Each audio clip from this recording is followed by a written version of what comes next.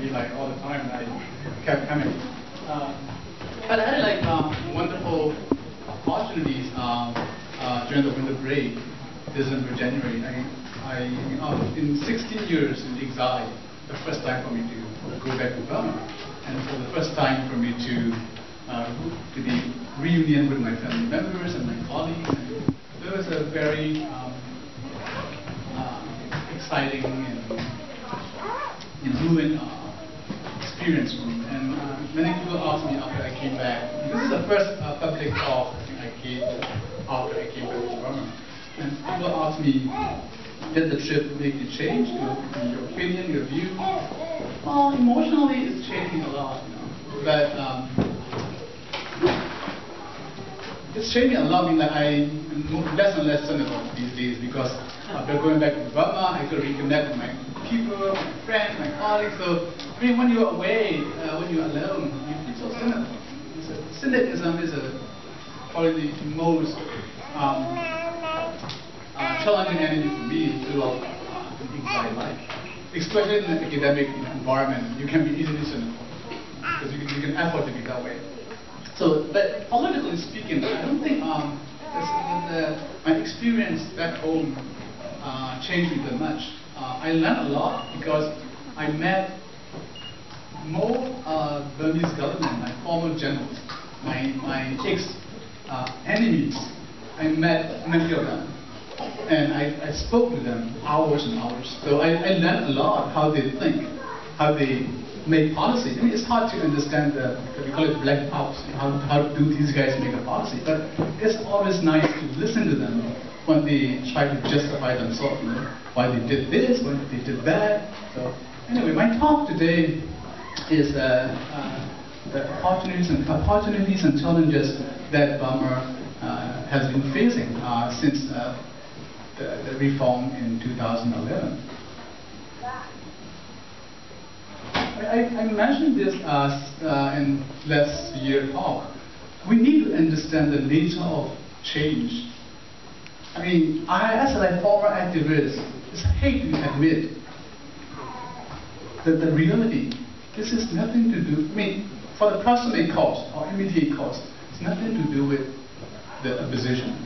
It's mainly to do with the regime, especially Than Shwe, the former dictator. This is the guy, he decided to disengage from politics and then liberalize the economy, the country. So this is mainly regime-led, supply-side driven transition. Mainly because we still have a 2008 constitution. I mean, whether they use prerogative in the constitution or not is another issue. In terms of institutional authority, the prerogative, the military is the one who retained the power. What they just did in past 2-3 years, in the past 2 years, was that they expanded participation. That they still retain the power. In other words, they broaden the access to power. Now I can talk to the ministers. I can have like 2 or 3 hours beer with the senior government official. They talk to me freely. So access to power. Now Aung San Suu Kyi set up a political party. She ran for the parliamentary seat. I mean, access to power has been broadened, but the exercise of power remains more or less in the same hand. So this is we want to understand. I mean, you don't need to agree with me, but this is what I understand of the nature of change. And as usual, there is a planned changes as well as unanticipated changes. The planned changes very obvious. They plan all the way through to disengage from politics, military as a government, to military as a power-holding institution. Sorry, the veto-holding institution. They can stay behind. They can still hold final say. They can have a veto power according to even the constitution. So, military as a government to military as an institution is a one anticipated one plan change. The other one is they have parliament, they successfully transform their social organization that they founded since 1993, I think, to the political party, like USD. So these are the planned changes.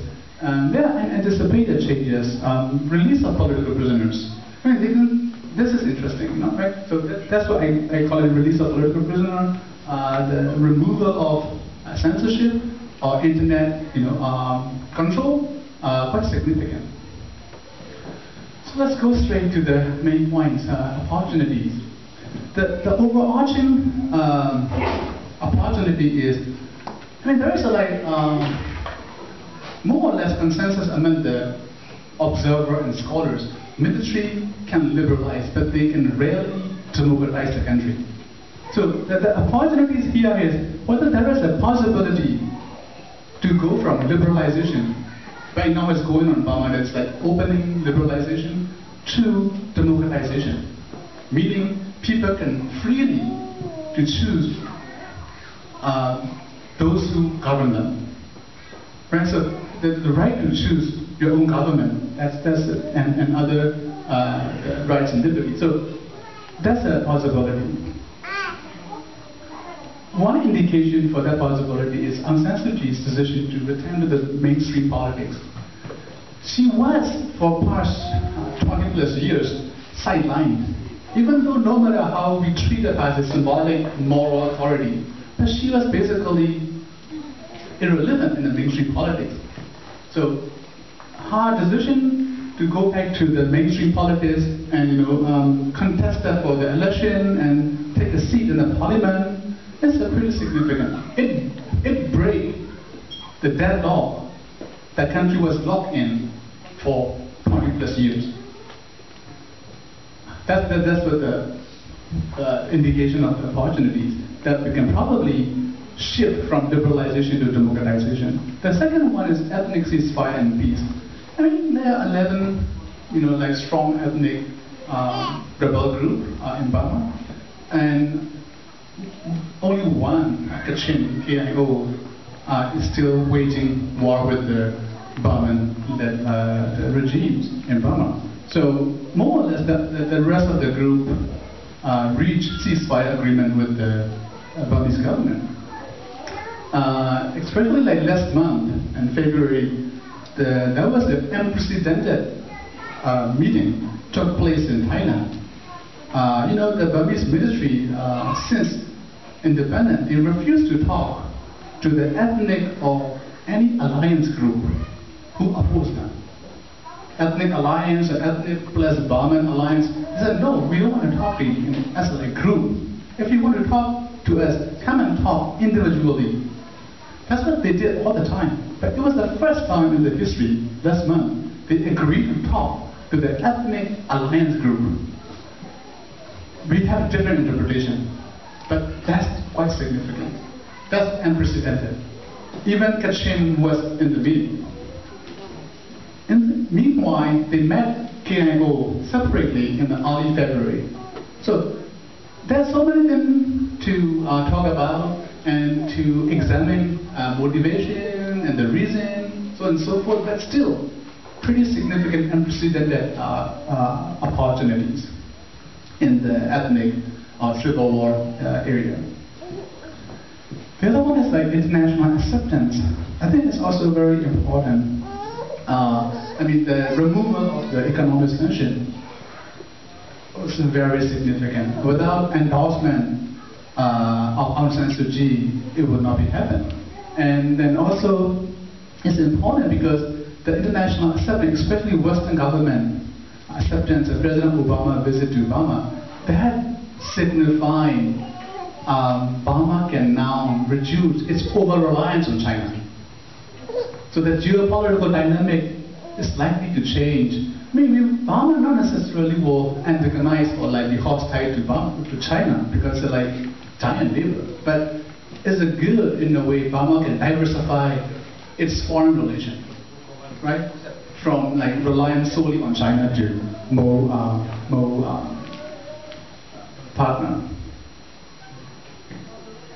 And opportunities, right, is an economic issue.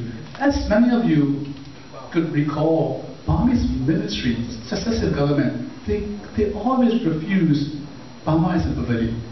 The country is one of the, in the dire poverty.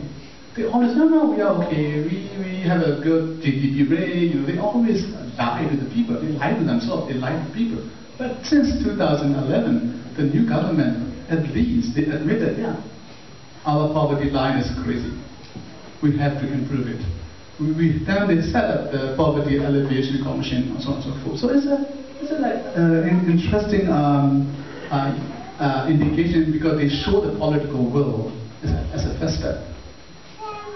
The second thing is the dynamic of civil society and media.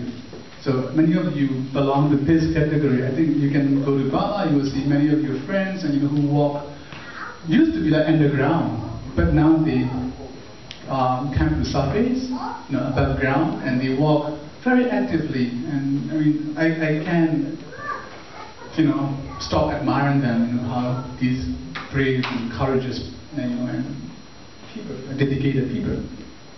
So these are one. And what about challenges?